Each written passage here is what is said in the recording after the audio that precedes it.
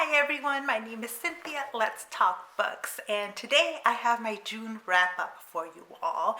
It it ended up being a really long one. So what I'm going to do is I'm going to break this video down into two parts. So today's part one, and you will get part two on Saturday. So if you'd like to hear more of me talking about books, come back on Saturday and the video will be up. So first off, because I recently made a video talking about how I am working on diversifying my reading, I thought I would start off today by doing a breakdown of the reading that I did this month. So this process will probably evolve as the months go by. So this is where I'm at right now. So I'm doing a breakdown of the authors that I read by gender first. So 7 of the authors that I read this month identify as male, 12 identify as female, and 1 as non-binary. So I really would like to get that non-binary number up. And I'm actually surprised it wasn't higher this month because of Queer Lit Readathon. But all right. Something to work on. I also had a bit of a conundrum with this category because a few of the books I read were written by 2 authors. In this category, I did count each of them individually. The next category I decided to do is race. So 9 of the authors that I read are Black, 7 are white, 1 is Latinx, and 1 is Afro-Latinx. I decided to do that as a separate category rather than like double counted or anything like that on here. So this category needs some work. I'd like to get this to be a lot more diverse, although I'm glad that a majority of the books that I read were written by Black authors. That should remain the case, but I really would like to read more Latinx authors, which I normally do. I don't know what's going on with me recently, but that's what's going on there. In terms of genre, 4 of the books that I read are young adult, 3 were SFF, 6 were nonfiction, and this is the category for me that grew a lot. It's not normal for me, but part of what is happening is that I am starting to count and discuss more of my nonfiction kind of work-related reading on here, which is why that section's growing. And only 1 was literary fiction. Not included in here, though, are the 4 books that I read that are part of long-running series. I decided that those kind of counted as a separate category. They tend to be books that are that I binge read, and so it didn't feel right putting them into categories here. I kind of, for me mentally, they have a place separate. I did participate in a couple of different readathons this month. So 6 of the books that I read were for Queer Lit Readathon, and 4 were for Caribathon/Read Caribbean. So okay, let's get started talking about the books themselves, which is, I think, what we are all here for. The first book that I finished in June was This Is What It Feels Like by Rebecca Barrow. This was the group read for Queer Lit Readathon, and it was a pretty good book. It follows the story of 3 young women who are about to graduate from college, and the 3 of them had been great friends. They had a band together, but their friendship had split apart. One of them had a baby, the other one was dealing with addiction. And now the story is about how they kind of are repairing those friendships, getting the band back together. And it was a really solid book. I enjoyed it. I enjoyed the queer representation in the story. And so it was a very solid read for me.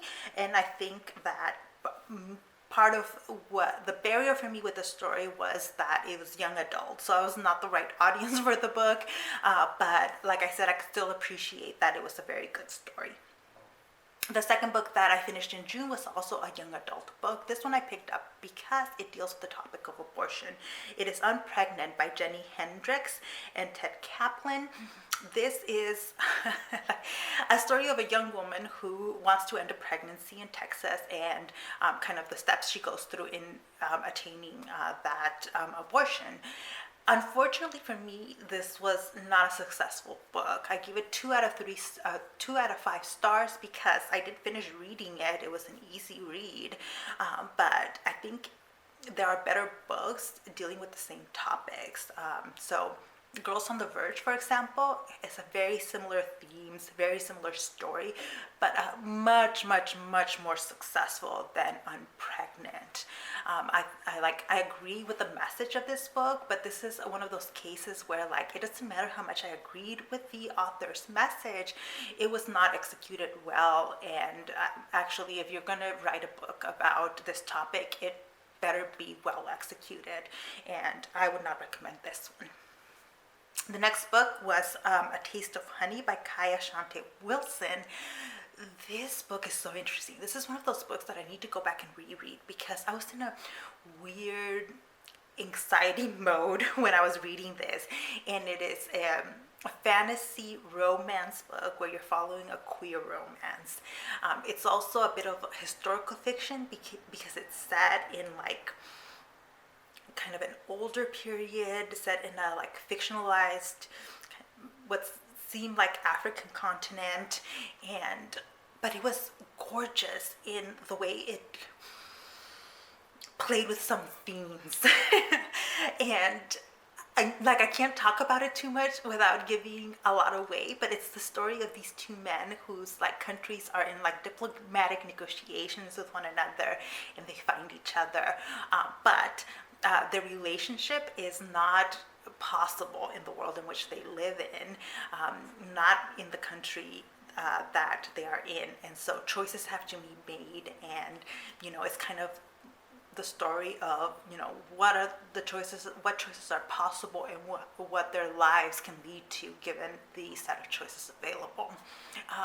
It's quite beautiful though, and heartbreaking, layered, and the literary mastery that the author displays in this story was just fantastic. I was so impressed by the story. So for me, it was definitely 4 out of 5 stars. And like I said, at some point I'll need to go back and reread it when I am in a different emotional place. The next book I finished in June was The Devil's Highway, A True Story by Alberto Urrea. I have a dedicated video to this story, so here I will just say that it's the story of immigrants crossing the border through the desert and how dangerous that is. But Urrea is a master storyteller. This is a nonfiction story, and it is fantastic. It's 5 out of 5 stars for me. The next book I read was Kindred in Death by J.D. Robb / Noir Robbers. This is one of the in-depth books, so this is again counted for me as like a long-running series that I am in the middle of. This was a solid story. It dealt with figuring out who murdered a cop's kid. So there was a lot of like that kind of political maneuvering going on in the book. For me, it was not the best book in the series, and it was just a solid entry, and I'm making my way through it. Next, I finished reading Venus Noir, Black Women and Colonial Fantasies in 19th-Century France by Robb and Mitchell. First of all, great cover. I also have a dedicated video to this book, so I would just point you over there because I go through a lot of the themes in this book in that video. It's a fantastic book, nonfiction, and this is one of those like work reads that was actually really enjoyable and that I do recommend to anybody interested in the history that is discussed here. Next book was Augustown by Kei Miller. So this is the first book that I read for Caribathon, and I read at the recommendation of several people because this is turns out it's a really fantastic book. I gave it 5 out of 5 stars. The only warning I would give you about this book though is that the dialogue is written so that it reads like a Jamaican accent, right?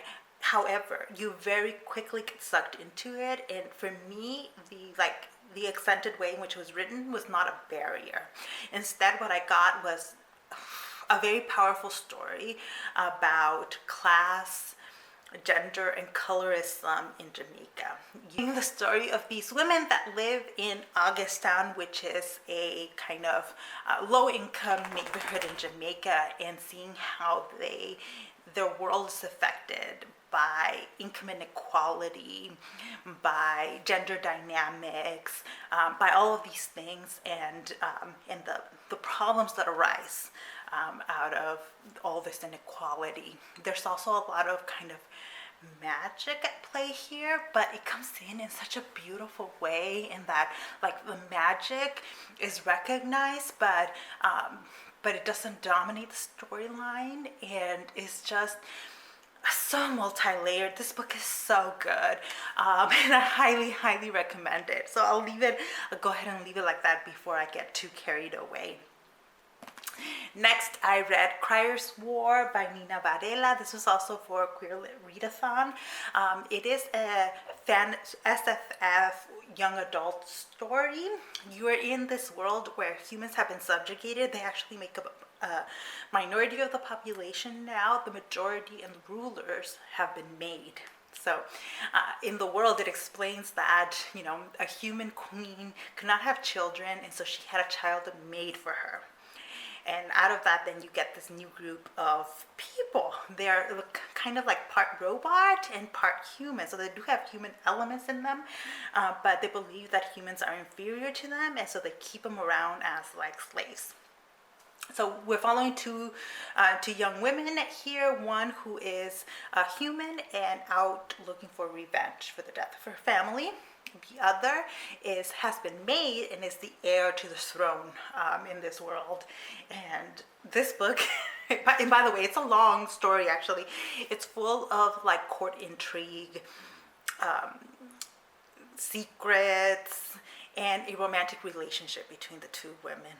The romance, however, does not dominate the story. So if you're like a little bit weary of romance, this is not a heavy romance book. It's just kind of there in certain elements, right? Because when you start the story, these two women don't know each other. So it's kind of a slow process, slow build-up of that romance. I really enjoyed it. If you're into SFF and you're looking for a queer YA novel, I would recommend this one.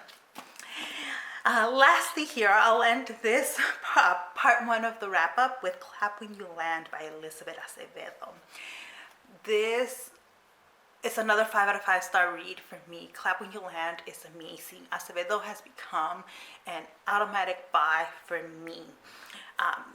She writes in verse. Not all of her novels are in verse, but this one definitely is. And so I opted to listen to the audiobook because it was partially performed by Elizabeth Acevedo. And I love her voice, and I love how she performs her own words. In this book, you're following two young women again, one who lives in the Dominican Republic and the other who lives in New York. And so the story starts off with a plane crash. And their father dies, right? The two girls don't know each other, but they have a father in common. His death then leads to them finding out about each other and to a bunch of other things. So trigger warnings for grief and death of a parent here. Also for sexual harassment and an attempted assault.